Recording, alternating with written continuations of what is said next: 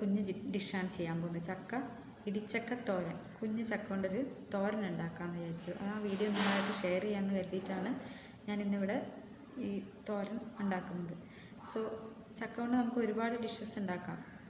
ചക്ക ഉപ്പേരി ഉണ്ടാക്കാം, പുഴുക്കുണ്ടാക്കാം, പിന്നെ ചക്ക വറുത്ത് വെക്കാം, പിന്നെ ചക്കയൊക്കെ ഇല്ലാത്ത കാലത്ത് നമുക്ക് ഉപയോഗിക്കാൻ വേണ്ടിയിട്ട്.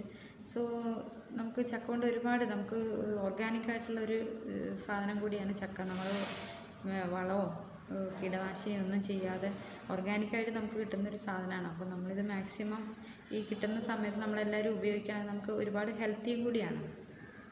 സോ അതുകൊണ്ടാണ് ഞാൻ ഈ വീഡിയോ ഇവിടെ ഷെയർ ചെയ്യാമെന്ന് വിചാരിച്ചത്.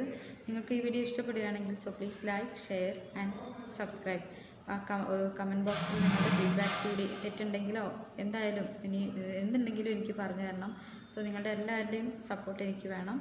So let's go to the making video. ചക്ക, കുഞ്ഞ് ചക്ക തോരൻ.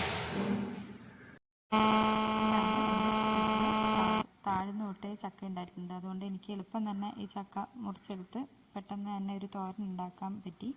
അപ്പോൾ എനിക്ക് തോന്നി ഇതൊന്ന് എൻ്റെ ഫ്രണ്ട്സിനും റിലേറ്റീവ്സിനും ഒന്ന് ഷെയർ ചെയ്യാമെന്ന്. അതുകൊണ്ടാണ് ഞാൻ ഈ വീഡിയോ ചെയ്തത്.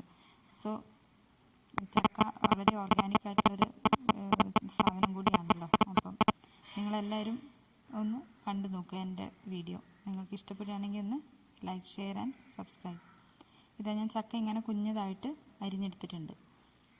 ചെറുതായിട്ട് എത്ര മാക്സിമം ചെറുതാക്കാൻ പറ്റുമോ അത്രയും ചെറുതാക്കി അരിഞ്ഞെടുത്ത് ഞാനിവിടെ മാറ്റി വെക്കുന്നുണ്ട്. ഇനി ഞാനിവിടെ മിക്സിയുടെ ജാറെടുത്ത് അതിനകത്തേക്കൊരു 1/4 കപ്പ് തേങ്ങ ഇട്ടില്ലെങ്കിലും കുഴപ്പമൊന്നുമില്ല. ഞാനിവിടെ കുറച്ച് തേങ്ങ എടുത്തിട്ടുണ്ട്. അതിനകത്തേക്ക് ഒരു കുഞ്ഞ് പച്ചമുളകും കുറച്ച് കുഞ്ഞ് ചെറിയ ഉള്ളിയും 2 വറ്റൽ മുളകും കൂടി കൂട്ടിയിട്ട് നന്നായിട്ടൊന്ന് ക്രഷ് ചെയ്തെടുക്കുന്നുണ്ട്. ഇനി ഞാനൊരു അടി കട്ടിയുള്ള ചട്ടി അടുപ്പിൽ വെച്ച് അതിനകത്തേക്ക് കുറച്ച് വെളിച്ചെണ്ണ ഒഴിച്ചു കൊടുക്കുന്നുണ്ട്. ഒരു 3 ടേബിൾ സ്പൂൺ വെളിച്ചെണ്ണ ഒഴിച്ച് അതിനകത്തേക്ക് കടുകിട്ട് പൊട്ടിച്ചെടുക്കാം.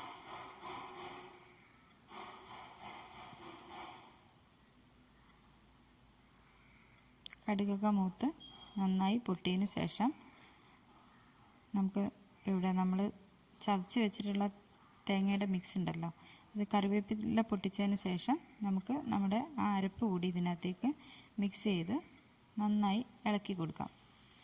അതിൻ്റെ ഒരു പച്ചച്ചവയൊക്കെ മാറുന്നത് വരെ നമ്മളിങ്ങനെ ഇളക്കിയെടുക്കണം.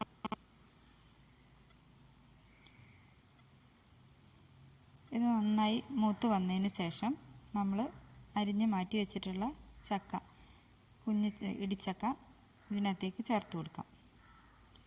ഇത് ചേർത്ത് കൊടുത്ത് നന്നായി ഇളക്കി യോജിപ്പിക്കണം.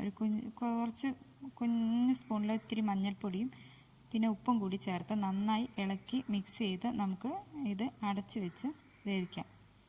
അധികം വേവൊന്നുമില്ല ഇതിന്, കുറച്ച് സമയം മതി, പെട്ടെന്ന് തന്നെ വെന്ത് വരും. ഇത് ഇളക്കി വെന്തതിന് ശേഷം ഞാനിതിവിടെ ഒരു സെർവിങ് ബൗളിലേക്ക് മാറ്റിയിട്ടുണ്ട്. So please support me friends. Bye bye.